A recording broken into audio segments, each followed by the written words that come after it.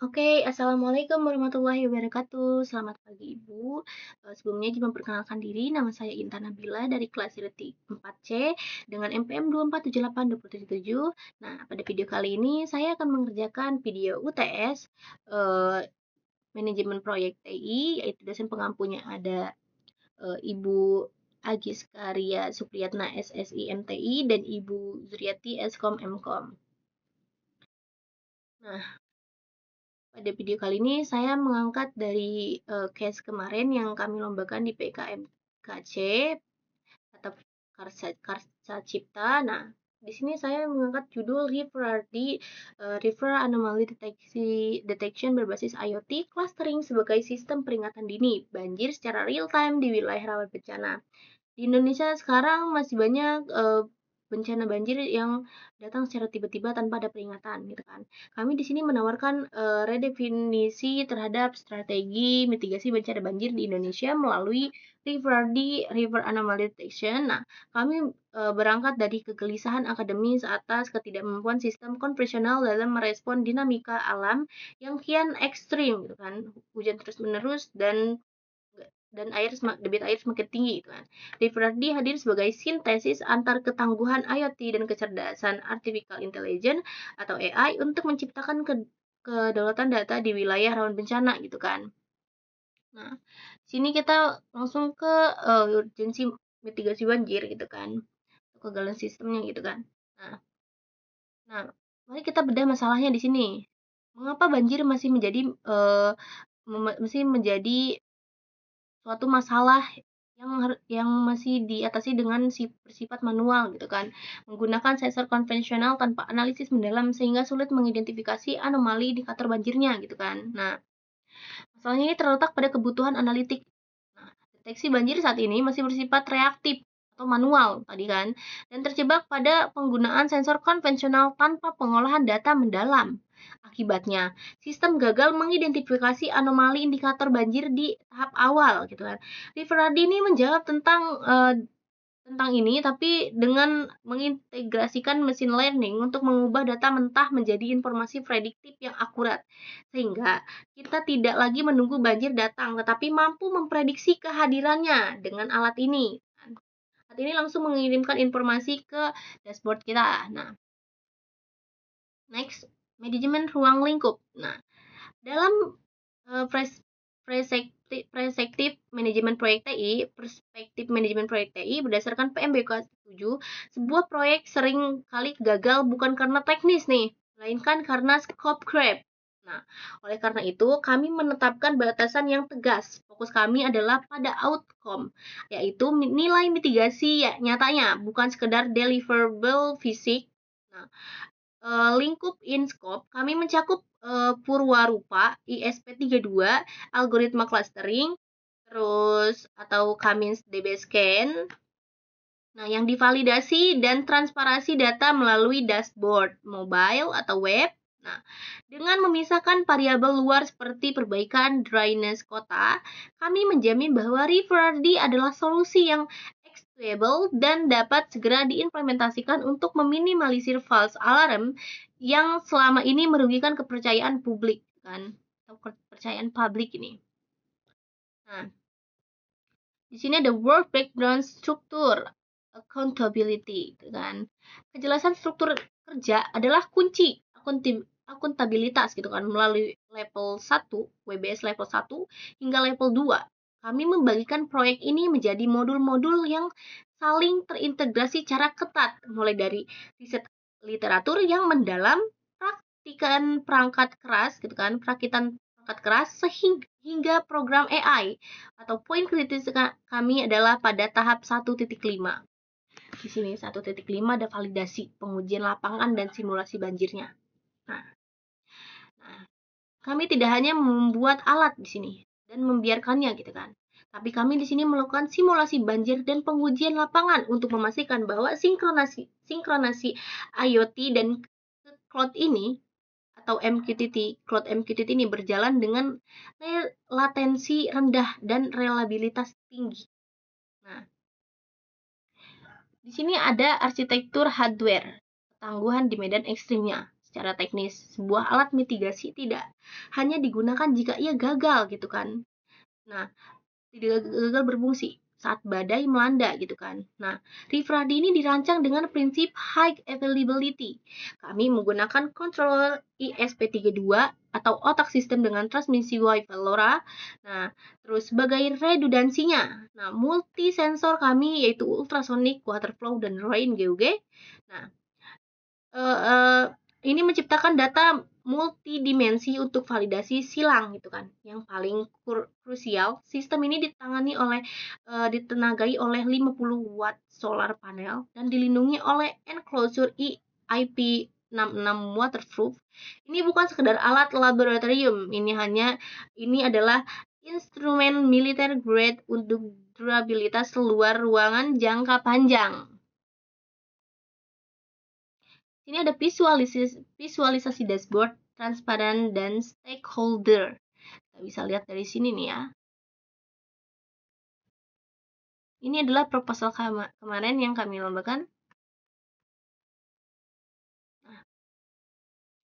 Nah, data tanpa visualisasi adalah data yang mati gitu kan. Rifradi ini menyediakan platform monitoring ganda web dashboard untuk otoritas seperti BPD, BPBD guna pengambilan keputusan strategis dan aplikasi mobile untuk masyarakat sekitar guna tidak ada taktis evakuasi gitu kan.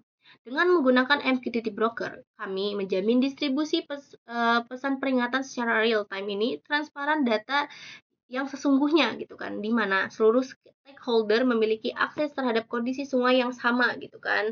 Masyarakat memiliki aksesnya gitu kan, menghilangkan asimetri informasi saat situasi darurat gitu kan. Nah, sini kan ada perancangan sistemnya nih. Udah ada gambaran alatnya kayak gimana. Nah, di sini ada solar panel yang 50 watt tadi, waterproof IP66 enclosure, terus waterproof metal foil, ESP32 controller, terus ada baterai, charger controller yang ada di sini, terus Rain GUG di sini, ultrasonic sensor ada di sini, water level ada di sini. Dia melihat untuk ketinggian debitnya ya. Nah, di sini water flow sensornya nih, tuh dia bisa nyambung sini. Nah, di sini adalah diagram alirannya nih. Di sini ada cloud, terus di sini ada multi sensor node, solar power management, web dashboard for authentities, terus mobile alert for citizen. Jadi di sini untuk masyarakat bisa mengaksesnya semua. Nanti semua notifikasi akan masuk ke HP. Nah, terus di sini ada flowchart, logika algoritma deteksi anomali banjir menggunakan model DBS scan tadi kan, Cummins. Nah, di sini ada start system initialize. Nah, terus di sini ada red multi sensor data, ada water level, flow rain, terus dia ke sini. Nah, ketika dia sudah memasuki si water level, flow rain, terus dia sensor that opens. Nah, jika no, dia akan transmit data via MQTT to cloud, dia langsung ke cloud kan, nanti ada keputusannya ada di cloud. Nah, ketika yes juga dia akan transmit datanya ke cloud. Nah, kalau kata cloud yes, dia setelah run Cummins ini data point anomali, dia melihat anomali, terus dia akan yes. Kalau yes, dia active alert, post notification, and SMS. Nah, akan mengirimkan SMS-nya. Jika no, dia akan save data to database. Dia akan tetap di sini. Dia akan tetap ada di data yang ada di cloud database-nya. Nah, terus kalau yes lagi, dia akan wait for next measurement 10-minute interval. Nah, kita lanjut ke si PPT-nya. Anomaly detection logic. Nah, AI clustering sebagai hakim data di sini. Inilah diferensi utama kami mengapa menggunakan Cummins dan DBS scan. Nah, secara kritis, ambang batas threshold kaku adalah pendekatan yang usang karena karakteristik setiap sungai berbeda ya. Algoritma kami bekerja secara unsupervised preset gitu kan untuk mengelompokkan data berdasarkan densitas dan jarak dari centroid. Titik data yang jauh dari luar cluster utama dideteksi dengan anomali. Ini berarti sistem kami mampu berpikir secara mandiri untuk memisahkan kondisi hujan ringan biasa dengan pola pemicu banjir yang sebenarnya sering gitu kan sehingga responnya mitigasi menjadi jauh lebih presisi. Nah, ada manajemen waktu di sini. Eh, Mitigasi dan resiko waktu ya. Nah, dalam manajemen proyek, keterlambatan suatu hari atau 1 hari saja bisa berarti hilangnya nyawa di lapangan, gitu kan. Nah, kami menggunakan 3-point estimation, gitu kan, untuk memitigasi resiko teknisnya secara moderat, gitu kan.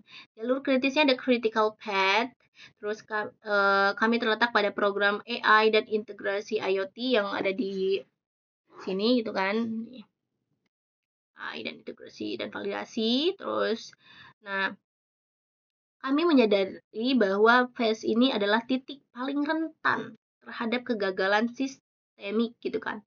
Oleh karena itu, pengawasan ketat dilakukan pada bulan kedua dan ketiga untuk menjamin bahwa algoritma sudah teruji sebelum finalisasi laporan di bulan keempat. Nah, kita ke justifikasi anggaran.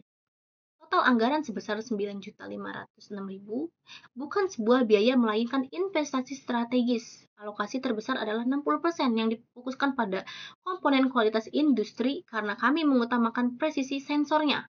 Kami juga mengalokasikan dana tersebut untuk belanja sewa VVS dan jasa kalibrasi untuk menjamin bahwa data yang dihasilkan bukan sekedar angka, melainkan data yang dapat dipertanggungjawabkan secara ilmiah. Setiap rupiah yang dirancang untuk menghasilkan nilai mitigasi maksimal bagi masyarakat, gitu kan. Di sini bisa dilihat jenis pengeluarannya. Nah, terus di sini kami ada analisis akurasi atau validasi and bias, gitu kan. Kami di sini menyajikan data akurasi yang absolut. Nah, berdasarkan rumus estimasi error yang kami gunakan, referral ini mencapai tingkat akurasi 98%. Akurasi deteksi anomalinya 95%, dengan margin error di bawah 2%. Kami percaya diri menyatakan bahwa Riverdi adalah salah satu sistem deteksi banjir paling akurat yang pernah dikembangkan di tingkat mahasiswa. Kami tidak memberikan asumsi, kami memberikan bukti virus melalui perhitungan statik yang ketat, gitu kan. Nah, di sini ada ketua tim pengusul kemarin, Wahyu sebagai ketua, Pak Rahmat sebagai program IoT dan AI-nya, saya sebagai finalisasi dan laporan, Rahmat Alisan sebagai identifikasi, Ilham Aliasan sebagai identifikasi, terus Fadila Akbar sebagai riset dan validasi. Kami didampingi oleh Ibu Insinyur Nurul Komaria Eskom Mkom sebagai dosen teknologi rekayasa internet. Nah, kalau dari presentasi kali ini ya, proyek ini adalah langkah nyata kami di Politeknik Negeri Lampung untuk mewujudkan kemandirian teknologi dan dalam mitigasi bencana nasional, gitu kan. Kami tidak hanya membangun sebuah alat gitu, kami membangun sebuah harapan baru agar masyarakat kita lebih tangguh menghadapi bencana. Mari bersama Riverdi kita ubah secara kita melihat juga bencana dari sebuah ketakutan menjadi sebuah antisipasi yang terukur, gitu kan. Oke, terima kasih. Cukup sekian presentasi dari saya. Bila ada salah kata saya mohon maaf. Saya akhiri. Wassalamualaikum warahmatullahi wabarakatuh.